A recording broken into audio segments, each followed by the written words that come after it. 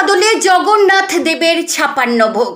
শুধু খিচুড়ি বা মিষ্টি নয়, ভোগের তালিকায় রয়েছে পাস্তা, মোমো, চাউমিন, রোল, এমনকি বিরিয়ানিও। শুনতে অবাক লাগলেও এটাই বাস্তব। নদিয়ার মায়াপুর ইস্কনের রথযাত্রা উপলক্ষে প্রতিদিন এমনই অনন্য আয়োজন করা হয়। চলুন তাহলে দেখে নেওয়া যাক কিভাবে চলছে এই বিশেষ সেবা। নদিয়ার মায়াপুর ইস্কনের চন্দ্রোদয় মন্দিরে রথযাত্রার প্রথম দিন জগন্নাথ দেব, বলরাম দেব এবং দেবী সুভদ্রাকে আনা হয় অস্থায়ী মাসির বাড়িতে।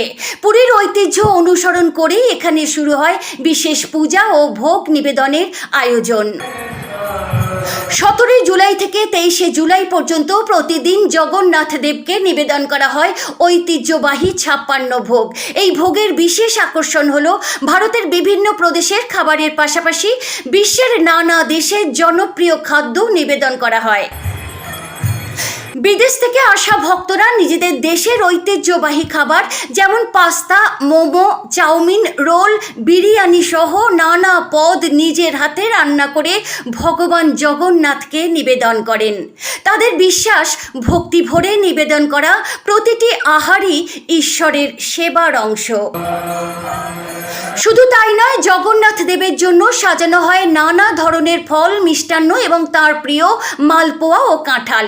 বিশ্বাস করা হয় জগন্নাথ দেব কাঁঠাল অত্যন্ত পছন্দ করেন, তাই মাসির বাড়িতে তাঁর সেবায় কোনো ত্রুটি রাখেন না ইস্কনের সাধু, সন্ন্যাসী ও ভক্তরা।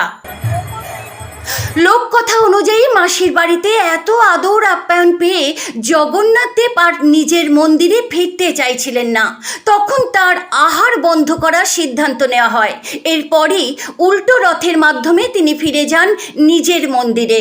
সেই ঐতিহ্য আজও নিষ্ঠার সঙ্গে পালন করে চলেছে মায়াপুর ইস্কন। ভক্তি, ঐতিহ্য এবং সংস্কৃতির এক অনন্য মেলবন্ধন এই ৫৬ ভোগের আয়োজন। দেশ বিদেশের ভক্তদের অংশগ্রহণে মায়াপুরের রথযাত্রা হয়ে ওঠে আরও বর্ণময় ও মহিমান্বিত। এমনই আরও খবর, ধর্মীয় অনুষ্ঠান এবং বাংলার গুরুত্বপূর্ণ আপডেট পেতে ভিশন 18 বাংলাকে সাবস্ক্রাইব করুন। ভিডিওটি ভালো লাগলে লাইক ও শেয়ার করুন এবং আপনার মতামত অবশ্যই কমেন্টে জানান। ধন্যবাদ।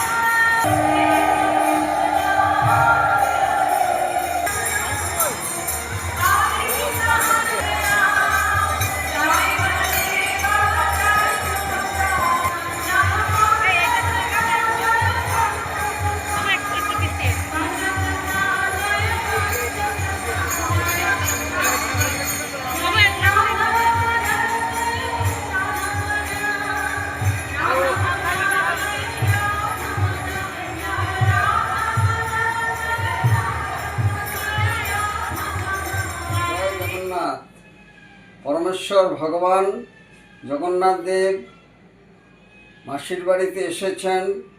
ইস্কনের চন্দ্রোদয় মন্দিরের পঞ্চতত্ত্ব মন্দিরে অস্থায়ী মাসির বাড়িতে অবস্থান করছেন। 17 তারিখ থেকে 23 তারিখ পর্যন্ত 56 ভোগ চলছে। জগন্নাথ জগতের নাথ, জনগণের নাথ, এবং নামে মাত্র 56 ভোগ হলেও এখানে শতাধিক পদ পরিবেশন করা হচ্ছে।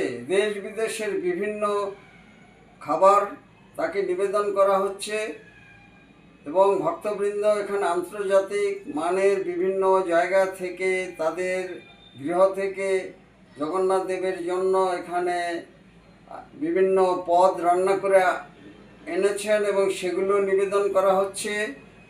পুরীর মন্দিরে যে সমস্ত ভোগ নিবেদন করা হয় সেগুলো রয়েছে। শুধু তাই নয়, দেশ বিদেশের খাবারও রয়েছে। সব কিছু মিলে ভগবানের প্রীতি লাভের জন্য, তার কৃপা আশীর্বাদ লাভের জন্য ভক্তবৃন্দ সদাই সচেষ্ট রয়েছেন এবং তারা দিবারাত্র পরিশ্রম করে এই রন্ধন কার্য চালাচ্ছেন এবং এই 56 ভোগ খেয়ে জগন্নাথ দেব এবছর 24 তারিখে আবার পুনরায় ফিরে যাবেন রাজাপুর জগন্নাথ মন্দিরে রিটার্ন রথে, উল্টো রথে। সুতরাং সকলেই এই রথযাত্রায় অংশগ্রহণ করুন, আনন্দ লাভ করুন এবং ভগবানের কৃপা আশীর্বাদ লাভ করুন। রসিক গৌরাঙ্গ দাস, ইস্কন মায়াপুর, জনসংযোগ আধিকারিক, নদিয়া।